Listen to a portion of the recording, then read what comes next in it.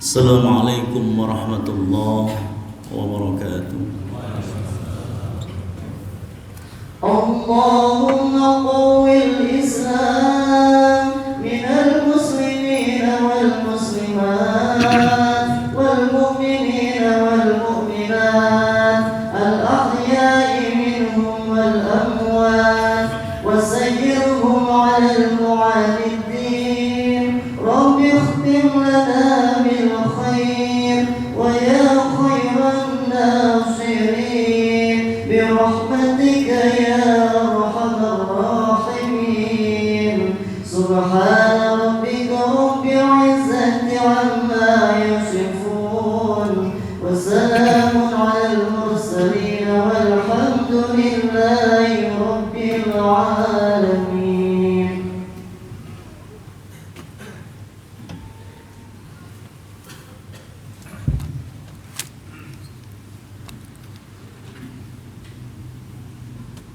Allahu Akbar, Allahu Akbar, Allahu Akbar, Allahu Akbar,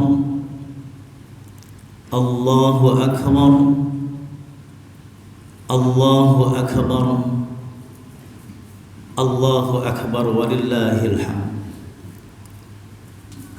Alhamdulillahi wahdahu صدق وعده ونصر عبده وأعز جنده وهزم الأحزاب وحده. أشهد أن لا إله إلا الله وحده لا شريك له وأشهد أن سيدنا ونبينا محمدا عبده ورسوله. اللهم صل على نبي الكريم وعلى آله وأصحابه أجمعين. أما بعد فيا عباد الله اتقوا الله حق تقاته ولا تموتن إلا وأنتم مسلمون. وقال الله تعالى في القرآن الكريم أعوذ بالله من الشيطان الرجيم بسم الله الرحمن الرحيم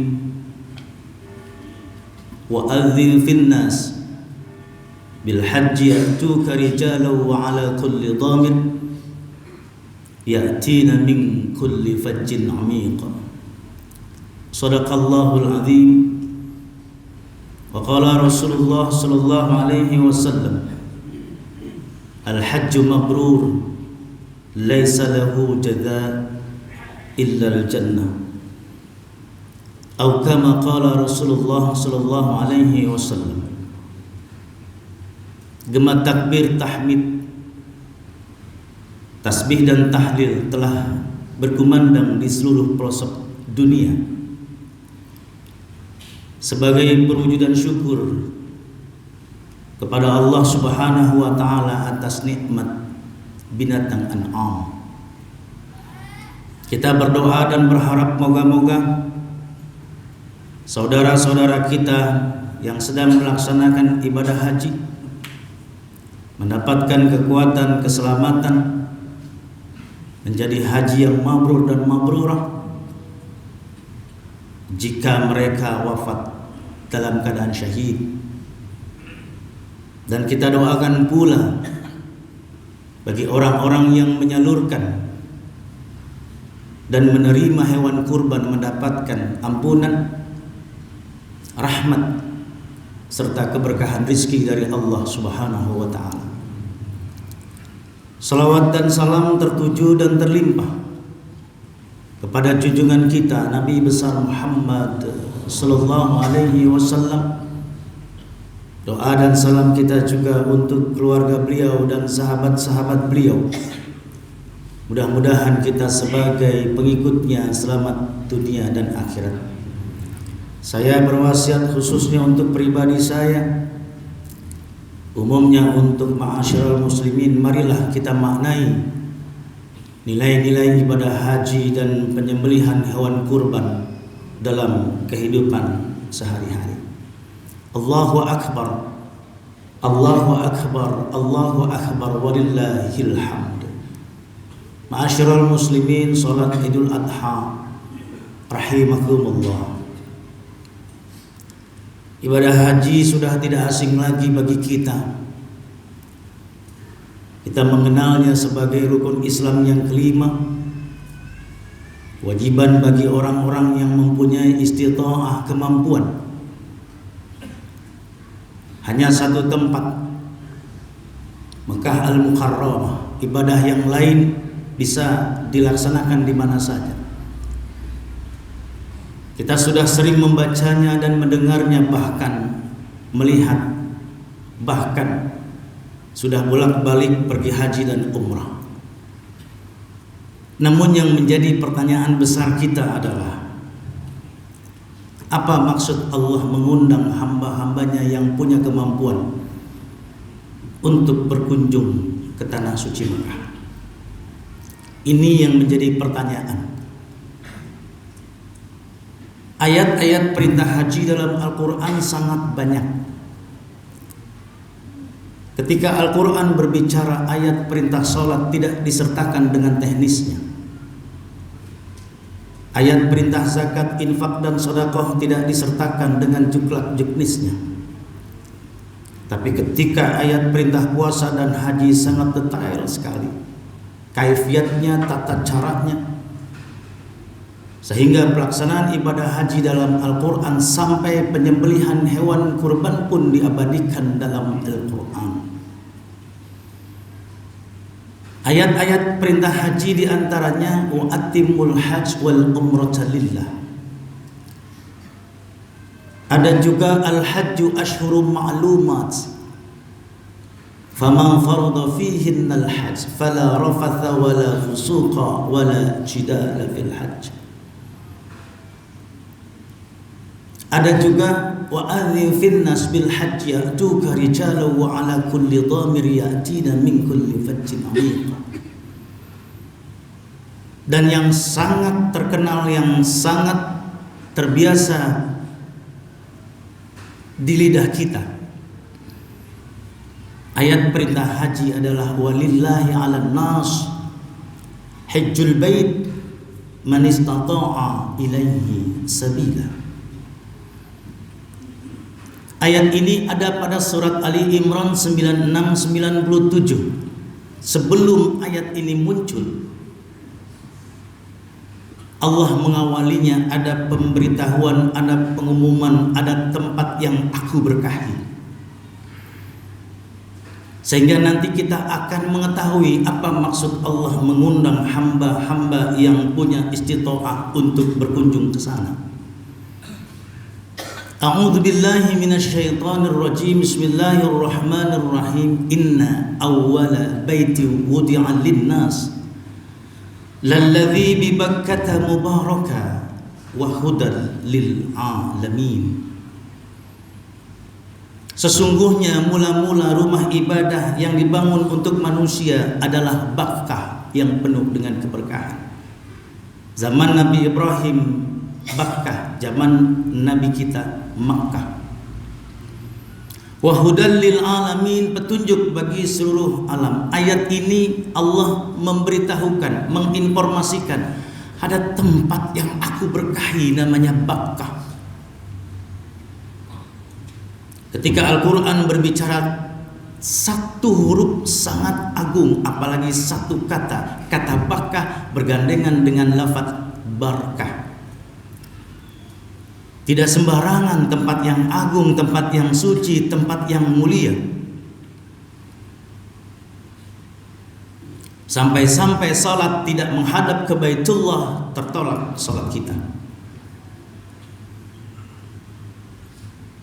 Ayat berikutnya, fihi ayatum bayyinatum maqamu Ibrahim wa ma dakhalahu kana aminah.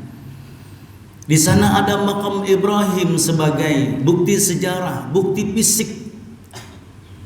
Ayatum bayyinat, tanda-tanda yang benar, tanda-tanda yang jelas. Maqam Ibrahim bukan kuburan Nabi Ibrahim, tapi maqam Ibrahim adalah sebuah artefak, sebuah situs, sebuah peninggalan berupa telapak kaki Nabi Ibrahim, dan itu menjadi tempat suci, menjadi tempat ritualisasi, menjadi tempat doa. Telapak kaki bukan sembarang telapak kaki, tetapi itu telapak kaki manusia yang agung.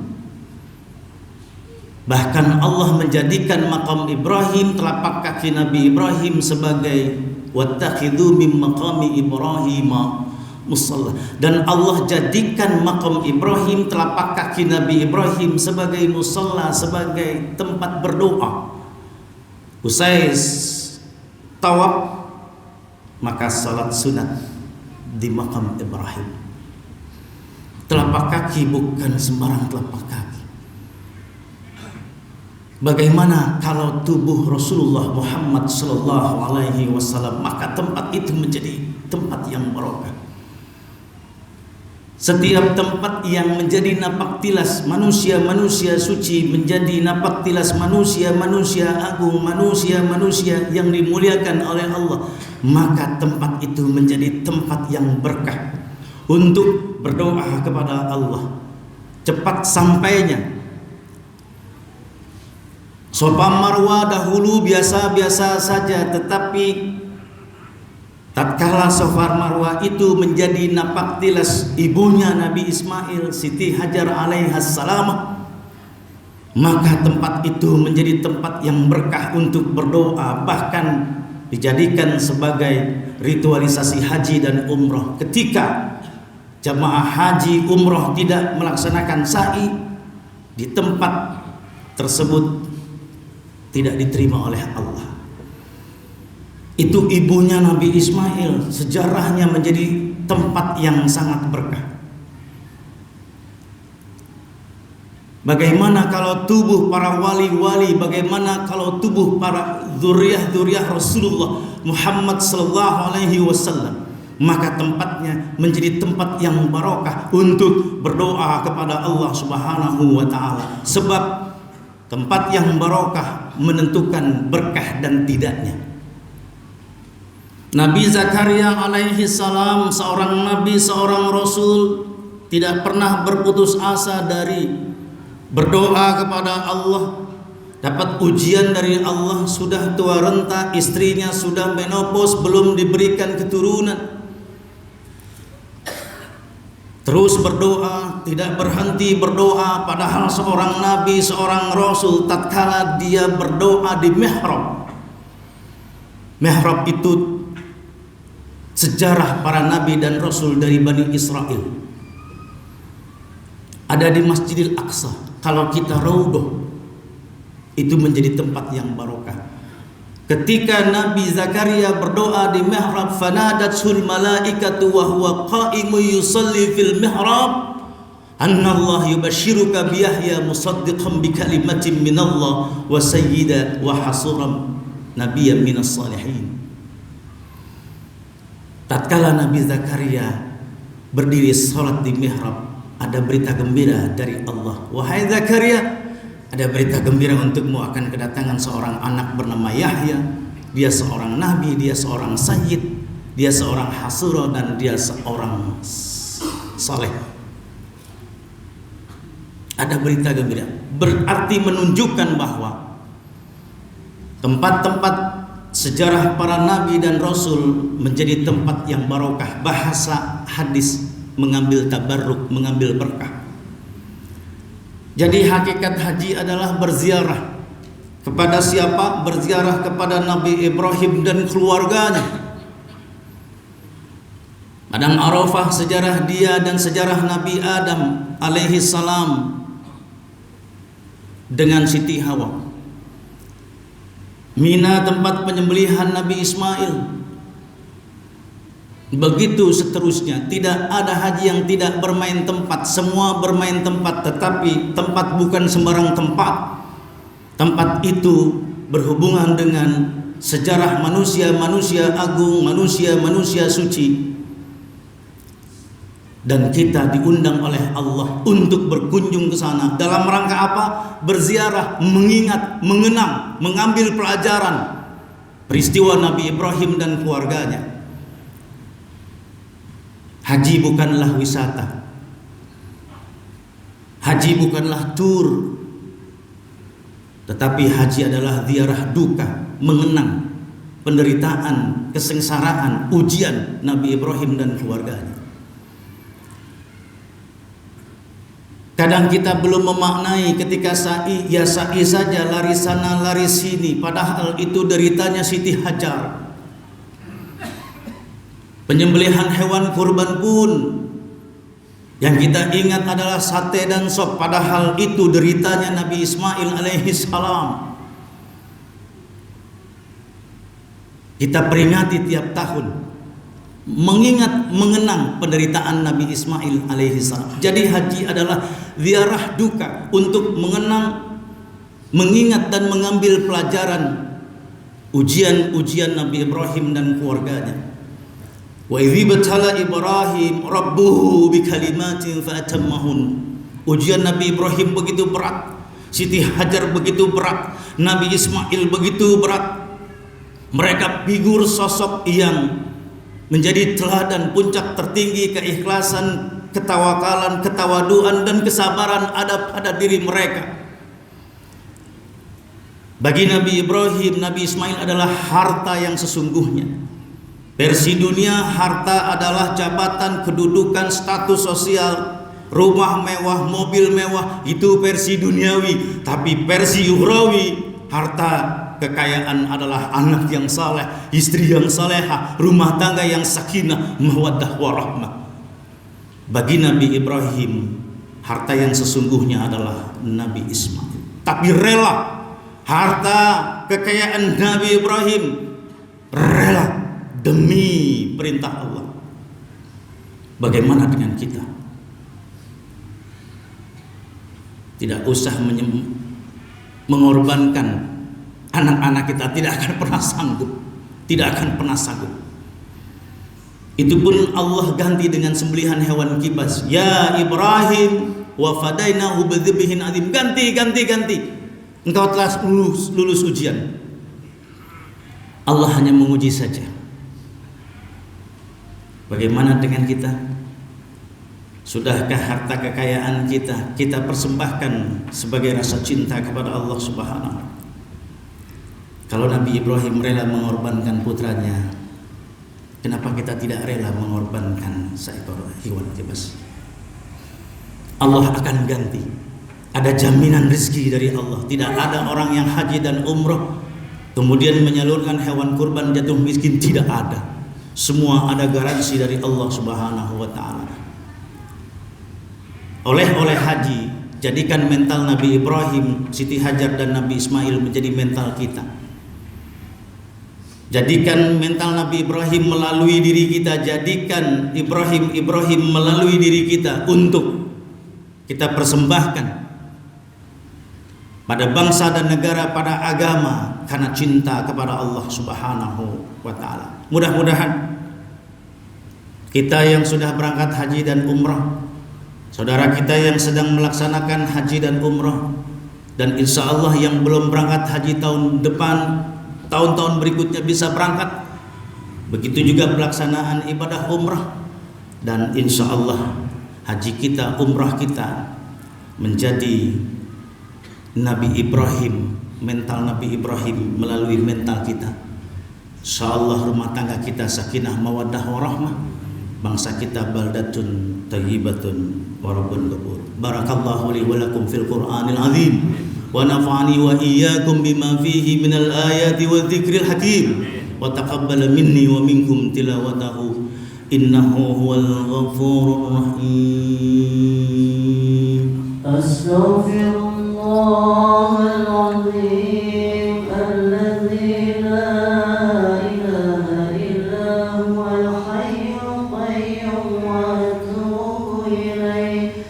Allahumma shalli ala sayyidina Muhammad wa ala ali sayyidina Muhammad.